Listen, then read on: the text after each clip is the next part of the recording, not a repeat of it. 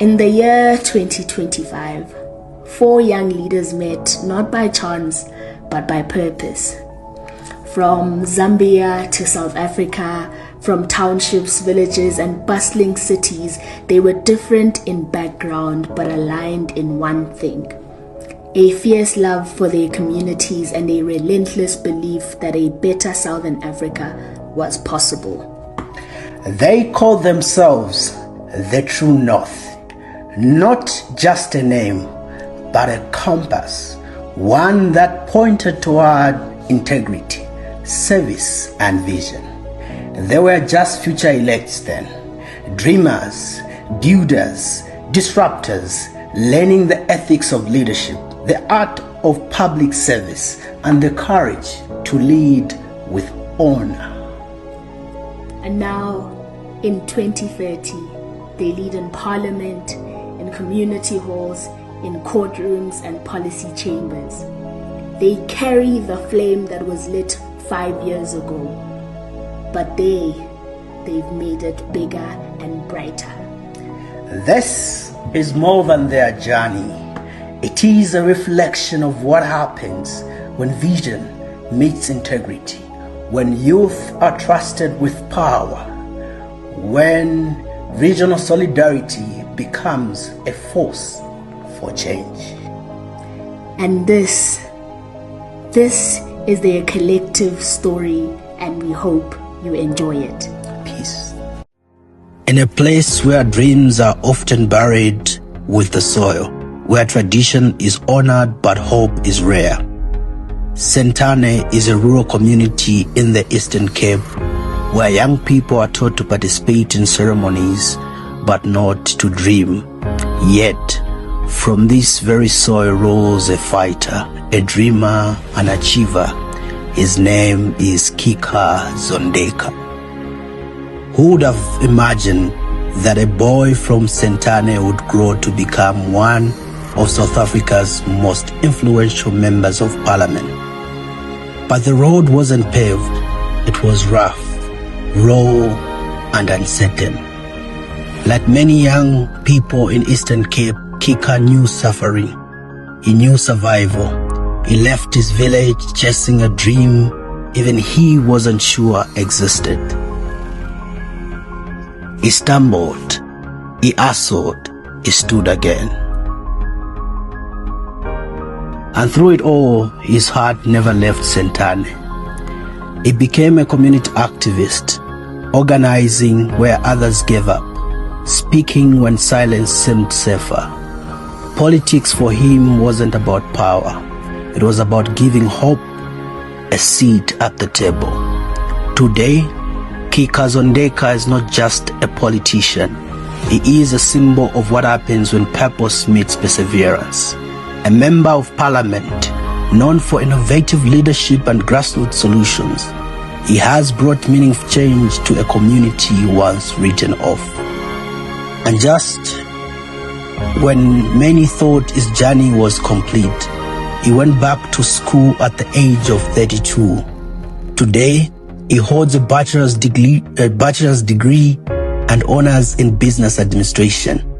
Proof that no age, no background, no struggle can stop a willing heart. Kika's story is not just about personal success.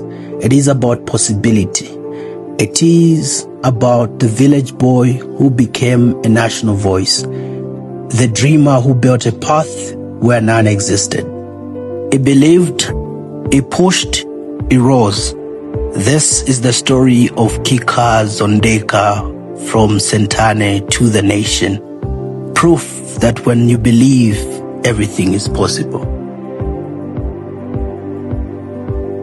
From the dusty roads of a small Zambian village to the national political stage, this is the story of Harry Simundala, a name now etched in the history of a generation, a story not just of power but of purpose. At just 27 years old, he co-founded what many dismissed as a youthful daydream, the National Freedom Front. Today, the National Freedom Front is a political party with over 30 members of parliament, 10 mayors and 70 councillors across the country.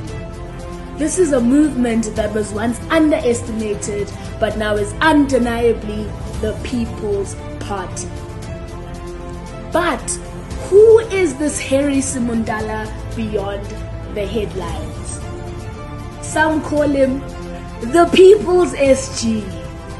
But before that, he was a village boy, an orphan, a dreamer. We were told that we were ambitious. We were told we were dreamers. We were told that politics was for the old and the seasoned one. But we believed in ourselves. We believed that anything is possible.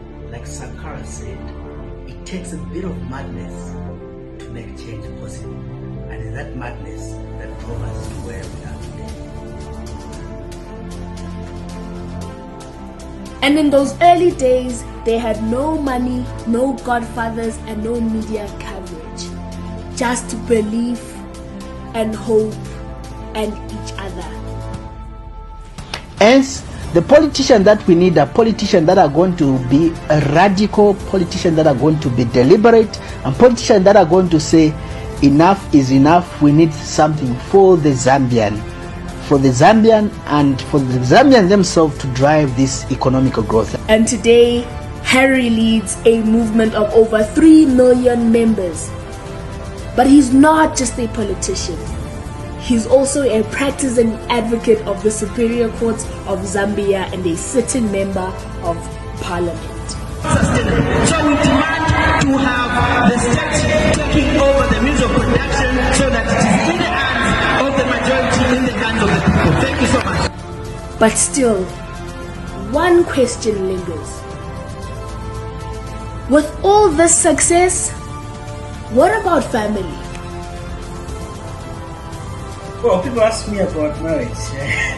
Well, I think I'm married to the revolution. But beyond that, I think I can talk about politics the whole day. When it comes to marriage, I think I can say the next chapter is still being written. So let's wait and see. Behind the strength lies sacrifice. The public figure often bears a private cost, but through it all, Harry remains grounded. He remains rooted. He remains real and close to his people. When asked what the secret was behind the NFF's rapid rise, he doesn't say strategy or money. He says, These comments of saying these are funded, these are, we have seen they want free money and all that, we have been on this trajectory before. We have been on this path. Even in PF, as we are speaking out, we are called that we are sponsored. Now that we are speaking out, we are called that we are sponsored. So we have been on this trajectory. We just wanted to make that clear to the public and to those who are calling us. And we have been on this trajectory before, and we know the results. We are dealing with the young people. The young people that know, the young people that voted, the young people that woke up at 02 to go and vote. They are the same young people who are protesting and who want answers for the fake schedules, and they are the young people who are saying ZESCO must be fixed, and they are the young people who are saying the system must be fixed. from village trails to parliament halls, Harry Simondala reminds us that leadership is not about image, it is about intention. It is not about age, it is about action. And this is not just the story of a politician. This is the story of what is possible. This is the story of Harry Simondala. This is Sihu Baby, Senior Communications and Branding Officer in the Eastern Cape Provincial Legislature, a force in media, communications and community power. But she didn't rise from privilege, she rose from pain. From Mdantsane. Mdantsane, a land known for producing boxers and champions, but also struggles with structural dysfunction, injustices, poverty and crime. Before her voice caught fire, she was the voice behind the mic, creating bold reels and building an online community. Through her content creation, shedding light into the experiences of Ndansane and young people there, making people laugh through her humour. Her voice caught fire in 2025, crucially after completing the Future Elect Public Leadership Programme. I'm one of the 20 fellows for Future Elect this year. Super excited to just learn, man, from the amazing young people who are here. Which unlocked her potential and made her believe there was more to be done. She then enrolled into university in 2026, graduated with a BA in Politics and Communication, and earned honours in Public Administration by 2030. She merged her career with her digital content creation career to inform more young people and reach them, becoming one of the most influential creators in the process. She entered active politics in 2026, joined the ANC Regional Executive, and rose to the ANC Youth League Provincial Media Head in 2027, climbing through the ranks. In just 5 years, she moved from the margins to the centre. Through her role in the legislature, she has established a civic education programme in partnership with organisations, but championed by her department, to make sure young people are informed and can hold government accountable. I think we just want to ease our fears and our anxiety, so we need the president to just tell us what is going on. She also ran a multimedia studio in Ndansane, allowing young people a platform to express their creativity. She kept her childhood promise of buying her mom a house and also adopted her brother's daughter. Off duty, she finds peace in simplicity, playing soccer, cooking with her wife, raising a family she chose and built with love. May the grace of our Lord Jesus Christ, the love of God. Her journey has just begun. Bigger and better is coming. In 2025, she arrived with a tremoring heart. Today, in 2030, the world knows her as Dr. Michaela Pax, Foreign Affairs Officer, diplomatic delegate to the Middle East, Europe, and the rising voice of South Africa's new generation of principled leaders. Okay, well, what a great question. I didn't come from a political dynasty though. I came from pain, and in utilizing that, I turned that pain into policy.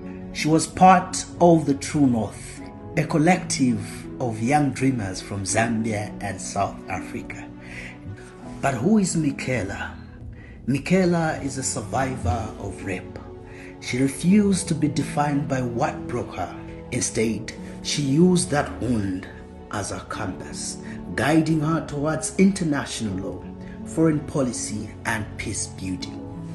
I told myself, if they silence you, speak louder. If they shame you, stand taller. Because someone out there is waiting to be seen in your courage.